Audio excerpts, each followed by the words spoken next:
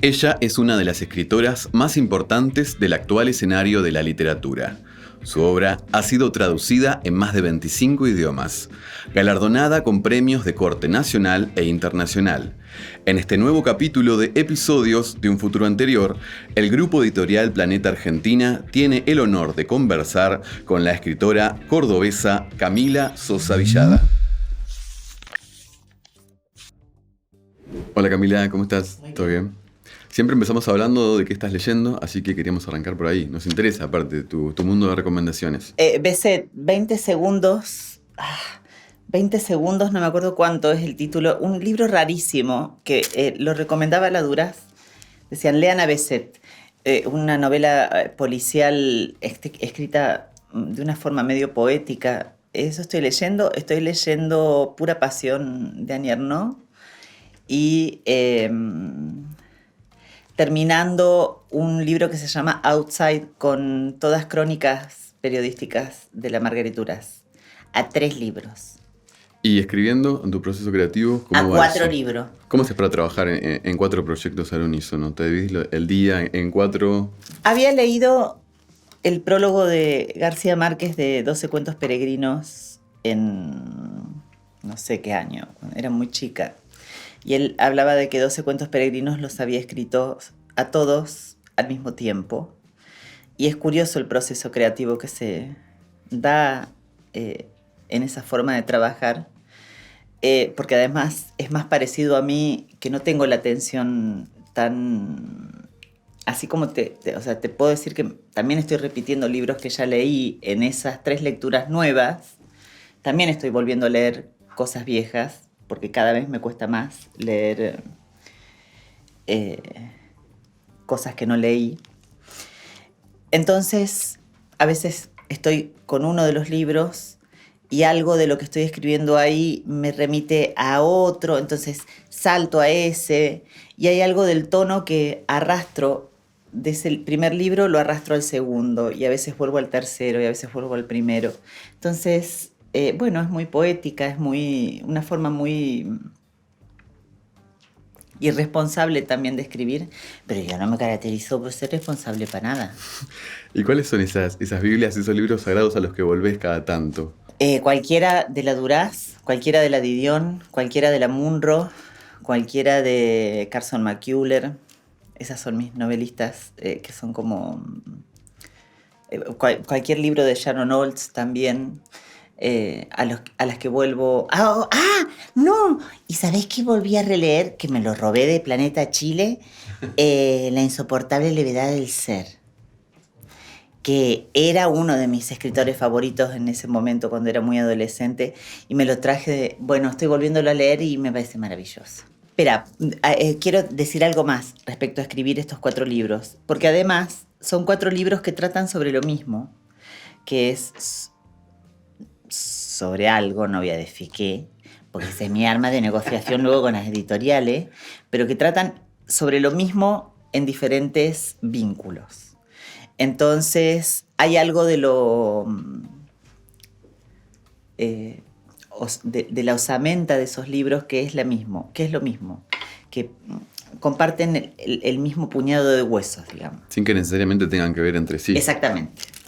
Eso es lo que hace que me resulte fácil y no se me crucen las historias. Te quería preguntar, en un contexto como este, en donde hay contacto con los lectores un poco más cercano que en otras épocas del mundo, ¿cómo te llevas con tus lectores? Con esas personas que te leen y que escriben sobre lo que vos escribís justamente. Bueno, siempre se decepcionan de mí, un poco. Yo soy agradecida de que gasten dinero en un libro y me lleven a su casa, me lleven en la cartera o en la mochila o en la falda. Pero deberíamos todos entender que esa relación es eso y no otra cosa. No tengo mucho más para darles que ese trabajo. No sé, es como un amor que vos sabés que funciona de determinada manera, a tal hora, en tal lugar, bajo determinadas circunstancias. Y después ese amante se va y ese amor queda en suspenso. Lo mismo pasa con los libros. Y a veces los lectores son voraces, tienen una voracidad, quieren que firmes 6 libros en una firma en la que hay 100 personas esperando para que continúes firmando. Esa voracidad a mí me da terror y no la sé manejar. Si la relación fuera solamente eso, escritura y lectura, bueno, sería estupenda. Pero también las redes abren algo de la vida íntima de una persona mediocremente conocida, como puedo ser yo, y pareciera que me conocen o que tienen alguna data sobre mí que les permite hacer determinadas cosas. Como ponerme hola, ¿qué tal? Y yo no saber quiénes son ni de dónde vienen. Hola, ¿qué tal? Y nada más. ¿Y con las redes, cómo te llevas? Bueno, cada vez peor. Ahora, una vez que pase la presentación del viaje inútil, desinstalo Instagram del celular. No me borro como si me borré en Twitter, pero sí lo desinstalo del celular.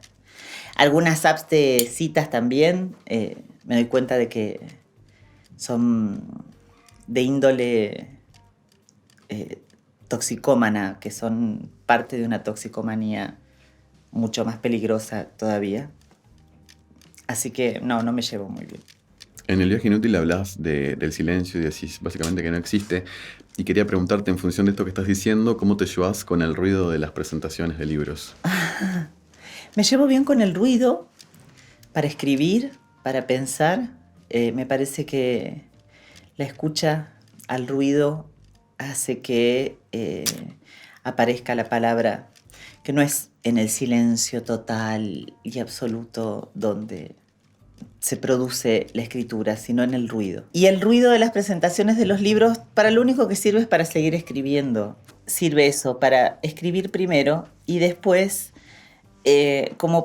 para presentarse al campo de batalla y salir a defender el libro, sobre todo de las malas lecturas, de las cosas que se dan por sentadas de un libro, cosas que yo no me atrevo a dar por sentadas de mis libros y los lectores sí lo hacen. Hay autores que dicen, bueno, esto es una puesta en diálogo, ¿no?, con los lectores. Y esto no es, lo mío no es una puesta en diálogo, lo mío es un alarido que doy y el que lo quiere escuchar lo escucha y el que no quiere se tapa los oídos y punto.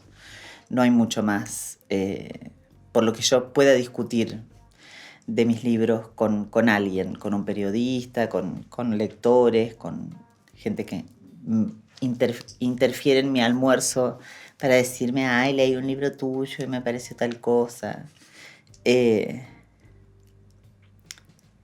Porque además, como llegué por casualidad, no porque lo haya querido, no porque haya buscado, sí quise permanecer acá, pero sí llegué por casualidad.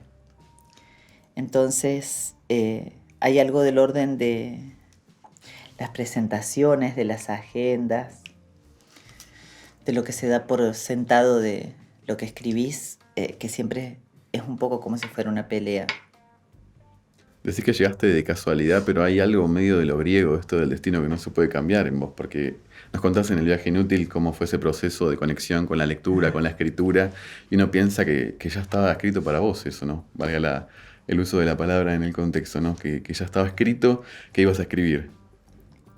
Sí, pero escribir se escribe. El problema es la publicación. Escribir es otra cosa. No tiene que ver con publicar o no. ¿Cómo diferenciarías esto de escribir y publicar? Con un libro, con un papel, con una tapa, con una agenda de prensa. También este es un contexto en el que la gente está muy desesperada, los que se dedican a por publicar, por tener su libro en la mano, digo, a eso me refiero, ¿no? Sí. Como que la publicación valida la escritura de alguna manera en un contexto como este, ¿o no coincidís? No, yo no creo que la publicación valide una escritura, para nada. No, todo lo contrario.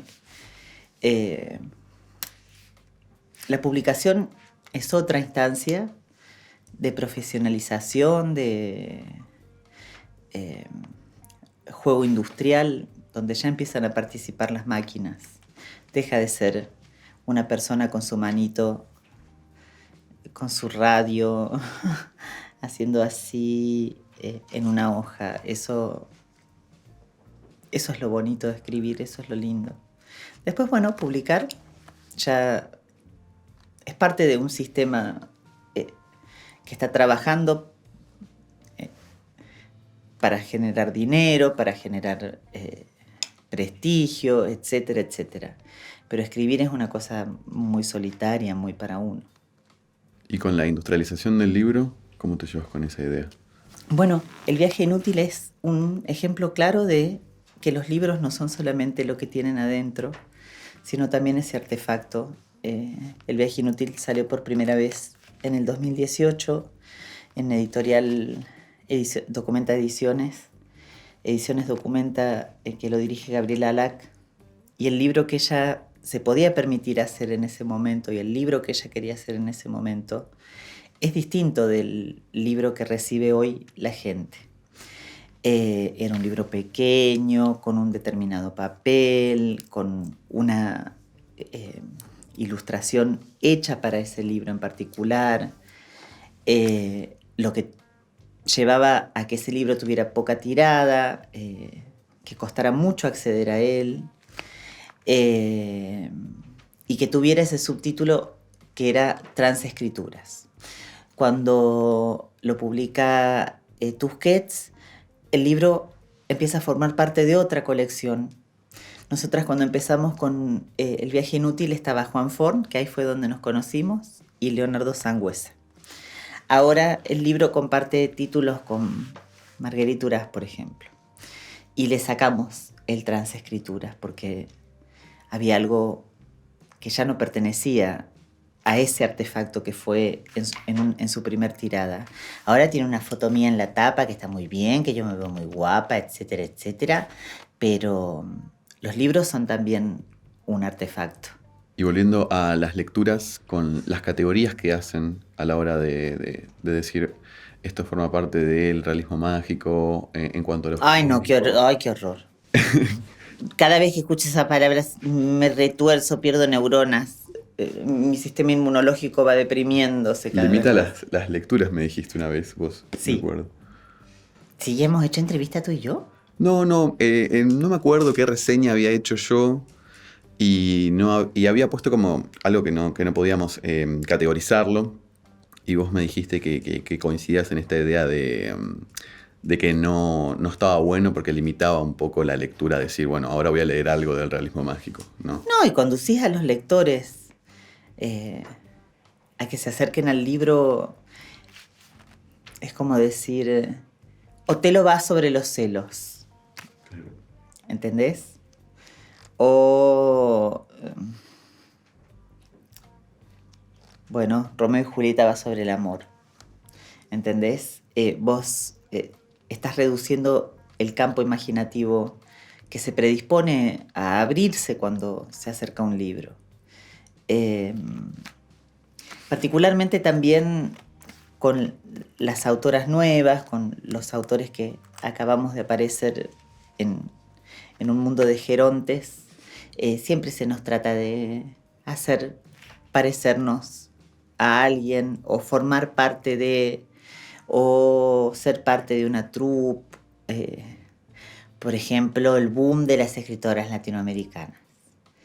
Y las condiciones de las escritoras latinoamericanas son distintas para algunas que para otras.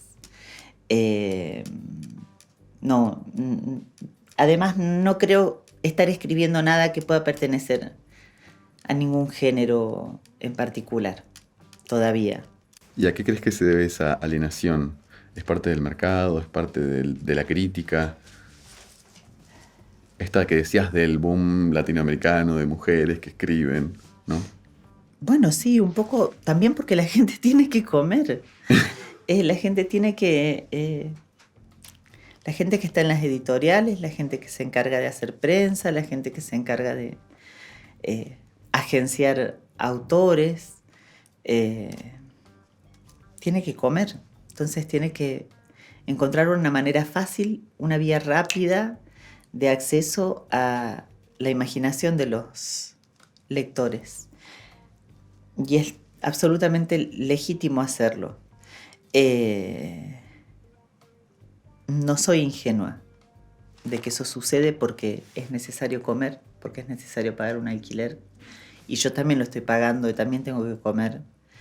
Forma parte de eso. Después, sí, por supuesto que está todo, que estamos en un mundo decadente, que estamos en un mundo donde además, porque hay algunos tipos de mundos que permiten pensar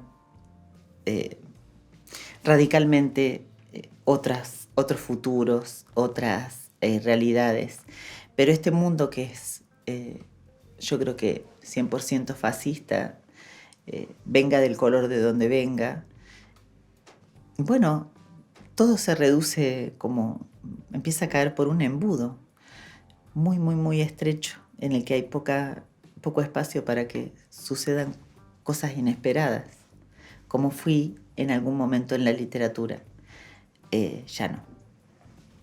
En este nuevo trabajo de El viaje inútil, ¿hay un retoque de los textos? ¿Están los textos tal cual que en la versión Tal original? cual. Solo le sacamos el transescrituras ese. Porque en Tesis sobre una domesticación sí hiciste otro trabajo a Sí. la hora de la republicación, ¿no? Sí. Lo reedité como un año. Estuve así hilvanando y cosiendo otra vez, hilvanando y descosiendo también. Trabajás un poco más el tema de la sexualidad, del sexo en realidad, ¿no? En esta nueva versión de Tesis. No. En realidad, bueno, sí, algunas puntas que habían sido sugeridas, que eso es maravilloso, que es cuando un libro se anticipa de nuevo a sí mismo para volver a escribirlo en el futuro, que era algo que hacían mucho. La Yourcenar, por ejemplo, publicaba y republicaba obras suyas. Pero lo más interesante fue trabajar con la palabra y olvidarse un poco de la anécdota de esa actriz, que la anécdota no deja de ser una anécdota muy simple, que es sobre la infelicidad, sobre lo que yo me decía a mí, como un vaticinio. Podés llegar a tener muchas cosas y vas a estar triste igual. En algún momento las cosas nuevas que llegaron a mi vida, por las malas, sobre todo, el dinero que llegó a mi caja de ahorro, etc., me bastaba para ser feliz. Y después eso perdió novedad y ya no me alcanzaba y me hacía falta otra cosa y otra y otra y otra. Y a la actriz le pasa un poco eso. Entonces, como esa anécdota es común a todos, ser infelices. Yo soy feliz igual, van a decir. Yo soy feliz. Lo que sí era interesante era algo de la gramática, de la sintaxis, de cierta venganza que yo quería cometer con algunos que habían dicho que yo no había escrito Las Malas, que ese libro lo había escrito Juan Forn, etc. Dárselas bien por el culo. Te quería preguntar también sobre el proyecto de Tesis. Fue llevado al cine con Poncho Herrera. Así es. Y quería saber, supongo que hay como una idea romántica de estado de que la escritora trabaja como actriz. Quería saber si te hiciste esta idea primero y si después efectivamente sucedió dentro de ese ámbito, de esa idea que te habías hecho previa al proyecto. Sí, si pensamos que el romanticismo siempre termina con el cadáver de una mujer ensangrentada debajo de una mesa o debajo de una cama, posiblemente haya habido algo de ese romanticismo. No, yo sí, en el set yo sí estaba completamente segura de que la que más sabía de ese personaje era yo. Le gustara a quien le gustara y soportar a quien soporte. Pero fui como una obrera, ¿eh? A las 5 de la mañana, desayunadita, a maquillaje, a soportar las extensiones, los tacos de 15 centímetros, de 18 centímetros, los corsets, las fajas, las repeticiones que hacen en el cine una y otra vez, la estructura del cine que es peor todavía que la de la literatura. Quería preguntarte a partir de Las Malas, ¿cómo es tener, porque toda tu obra es muy reconocida, pero ¿qué se siente o cómo te llevas con la idea del hit, de esto de que te conozca todo el mundo a partir de ese libro? ¿Crees que el lector se forma una idea de vos como escritora?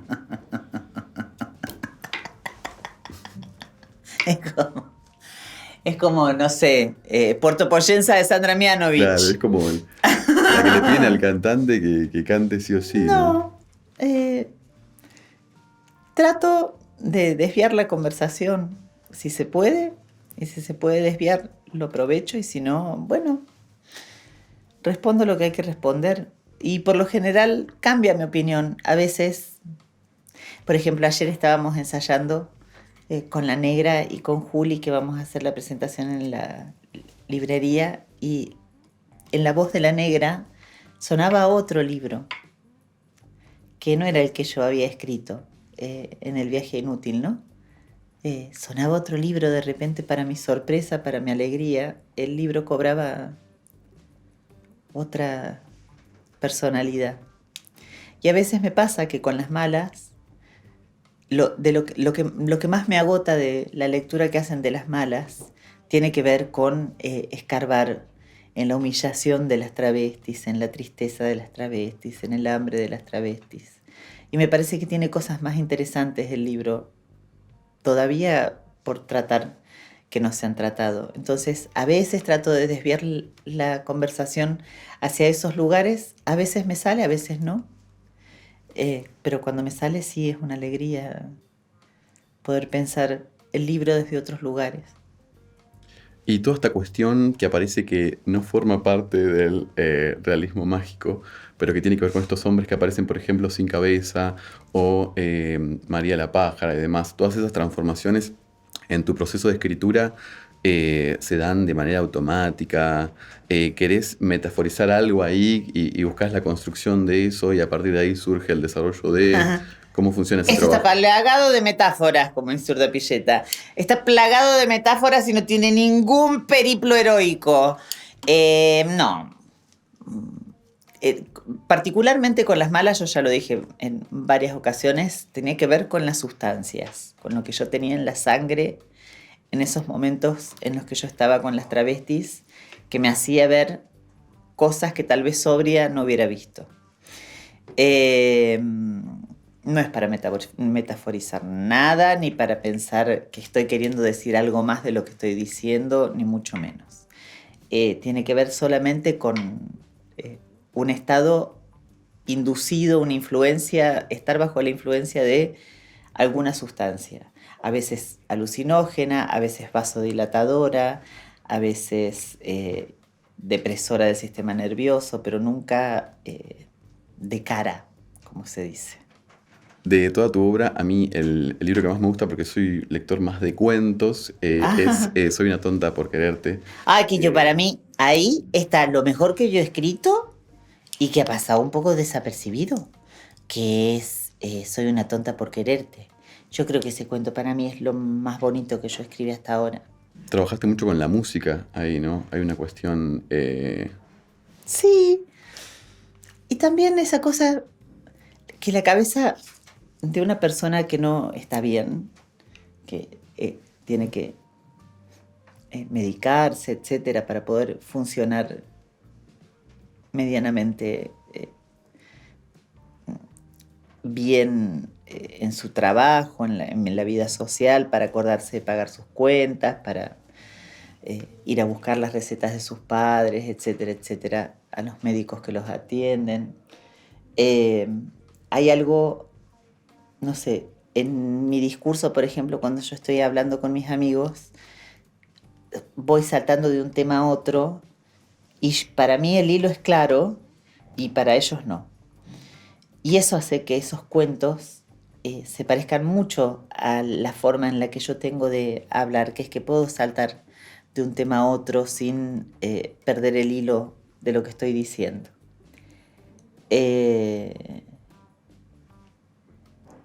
Como es la música, como si fuera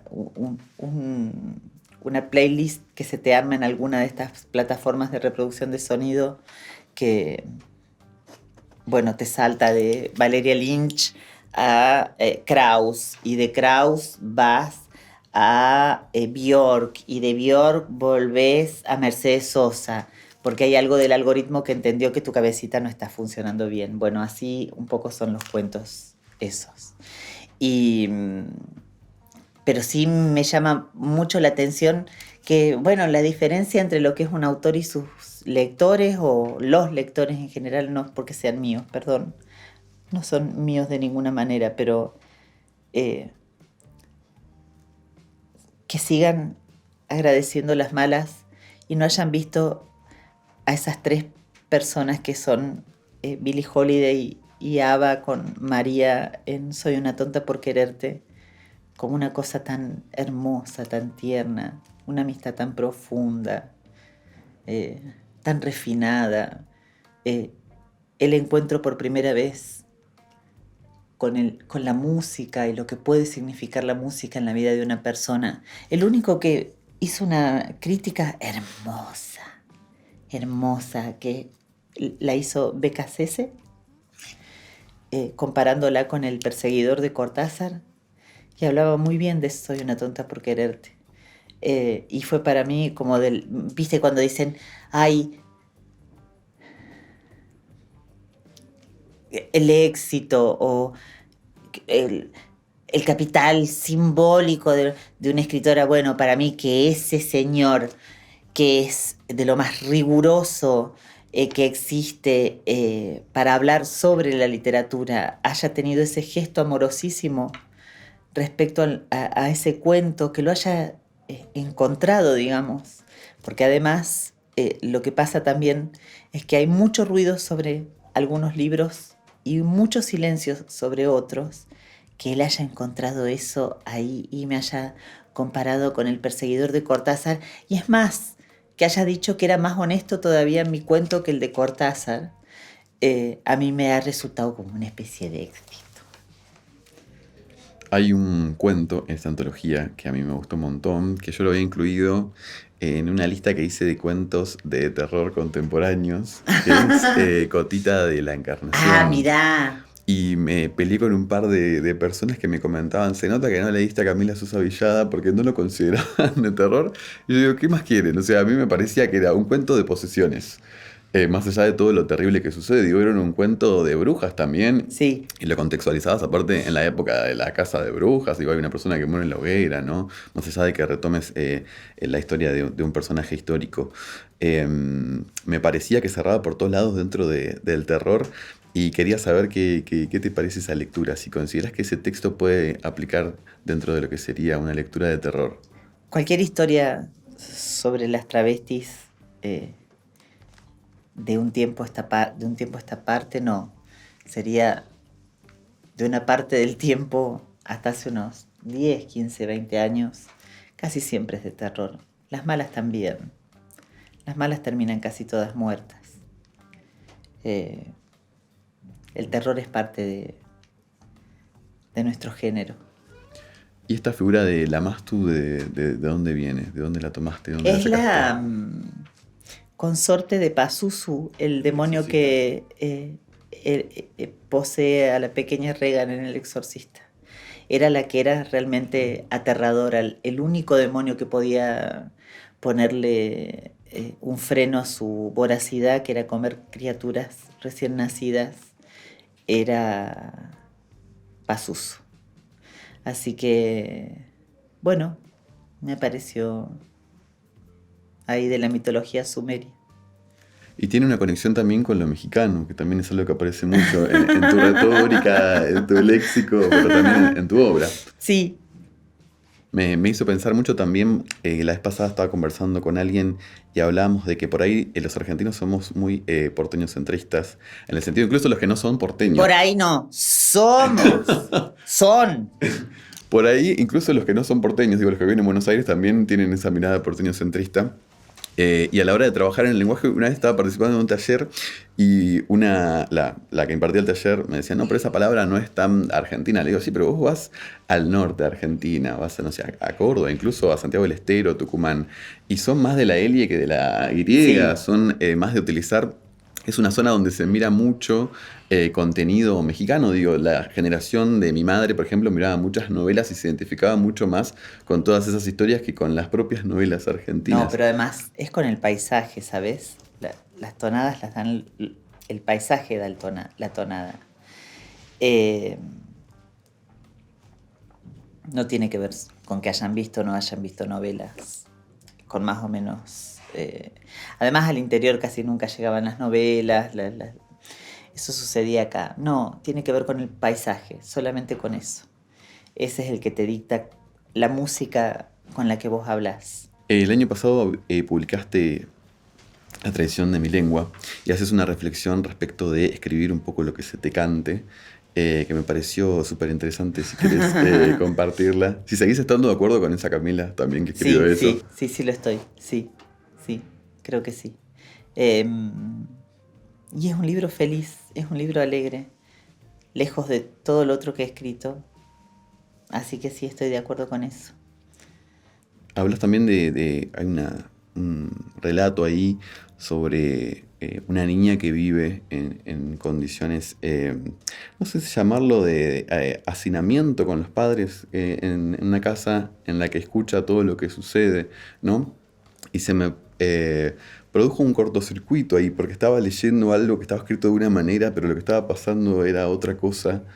Eh, y quería saber cómo trabajaste en ese texto, en la construcción de tocar esos temas que a veces son tan sensibles o tan tabús para una cultura como la nuestra. Ay, pero a mí me gusta tocar el tabú. ¿Te gusta incomodar al lector? No, me gusta, porque ahí es donde, o sea, en la prohibición es donde finalmente radican muchas explicaciones que una quiere darse a sí misma, no en lo que está en la superficie. ¿Quién va a escribir sobre la superficie de un lago si lo que hay que hacer es hundirse hasta el fondo y rescatar el cadáver que tiraron los milicos, por ejemplo, desde un helicóptero en un vuelo de la muerte? O el que asesinó a su mujer y le puso piedras en los bolsillos para que nunca flotara. Vos tenés que ir ahí abajo. Arriba, no sé, me parece que la tarea de los escritores, de los artistas, de la gente que hace teatro, de la gente que hace cine, no es quedarse en la superficie de las cosas. Si en la superficie estamos todos. Lo importante es encontrar qué hay en el fango, en el lecho fangoso del río. Por supuesto que voy a ir a buscar ahí y a meter el dedo ahí en esa herida. No a tratar de que se cicatrice más rápido, sino que se infecte, que supure, que salga pus y después ver qué se hace con las palabras. Yo tengo la teoría de que los padres que tienen más de un hijo quieren más a uno que a otro. Yo quiero saber si dentro de estos 6 títulos que componen tu obra actual hay un preferido por sobre los otros. Sí, tesis sobre una domesticación. Sí. ¿Quieres comentarnos por qué? Porque me parece que se parece más a mí, que es más el tipo de escritora que quiero ser, que es más del tipo de temática que me interesa tratar, que es, bueno, mira, esta es la superficie, acá el piso brilla, la vajilla es de porcelana, los cubiertos son de plata opaca, los vestidos son de lambán, todo parece estar en orden, pero a veces la dueña de casa desnuda baja a escuchar cómo el vecino de abajo coge con una mina y lo espía por la mirilla de la puerta. ¿Entendés? Y además hay algo en torno a cómo armaba las frases, cómo disputé además con Paola, con mi editora. Por ejemplo, la primera persona cuando aparece la voz de la actriz, ella me decía, no, esto lo podemos pasar todavía a tercera persona, me parece que va a quedar más ordenado. No, pero si yo no quiero que quede ordenado, yo quiero que se desordene y quiero que esté la voz de ella ahí. Ese tipo de discusiones, de debates en torno a la palabra, sí se parece más a mí que otros. También no soy novata en escribir, pero sí soy novata en publicar. Entonces, ahí fui como aprendiendo y aprendiendo un poquito más con cada libro, hasta que después resulta La traición de mi lengua, que es un libro que puede decir en una hoja, en una frase, todo lo que hubiera necesitado escribir para decir lo mismo, no sé, en las malas. Para terminar este encuentro, quiero ofrecerte 3 palabras y que vos hagas la reflexión que vos quieras sobre cada una de ellas. ¿Así como un tiki lo que se me viene? No, puedes desarrollar, puedes bien, hacer perfecto. lo que tú quieras. La primera palabra va a ser silencio. Una forma de manipulación. El silencio le queda bien a determinadas culturas, no a Latinoamérica. Latinoamérica es ruidosa, la selva es ruidosa, la Patagonia es ruidosa, la cordillera es ruidosa, los mercados son ruidosos, las pasiones son ruidosas, es decir, vos te despertás en el medio de la noche y hay alguien que está cogiendo, o hay una pareja que está discutiendo, o hay un grupo de amigos que está festejando un egreso. De ninguna manera Latinoamérica es silenciosa. Quieren que sea silenciosa porque se está llenando de gringos que ocupan nuestra tierra y se toman nuestra agua. La segunda palabra es poesía. Negra inmunda. Así arranca parte la negra de sangre. Negra inmunda. Basura. Todo lo peor es la poesía. Voy a darte una última palabra que es noche. La amo con toda mi alma. La noche para mí es bárbara. Hubo un momento en el que me quise hacer la adaptada, la normal, y despertarme temprano, desayunar, comer mis huevos, mi proteína, irme al gimnasio, aprovechar la luz del sol, la mañana. Pero las mañas tiran mucho, como dice Urdapilleta, y a mí la noche me gusta. Me puedo quedar escribiendo durante toda una noche, interrumpir que venga un amante, echarnos un polvo, que se vaya a seguir escribiendo, toda sucia de amor, toda sucia de él. Darme cuenta de que me tengo que ir a dormir, pero tal vez me puedo quedar un ratito más despierta si tengo con qué. Entonces esa noche sigue y sigue y sigue. De hecho, en La traición de mi lengua digo algo así como de la noche que las escritoras llevan dentro, incluso cuando hay sol. Es un estado de ánimo la noche.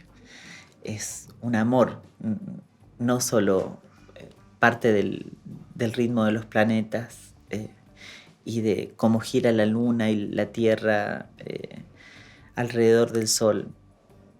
Es otra cosa, es eso, es un afecto que te perjudica, que te hace mucho daño, que te envejece, que te pone al borde de abismos que son muy difíciles de esquivar, pero que hacen que vos seas más vos.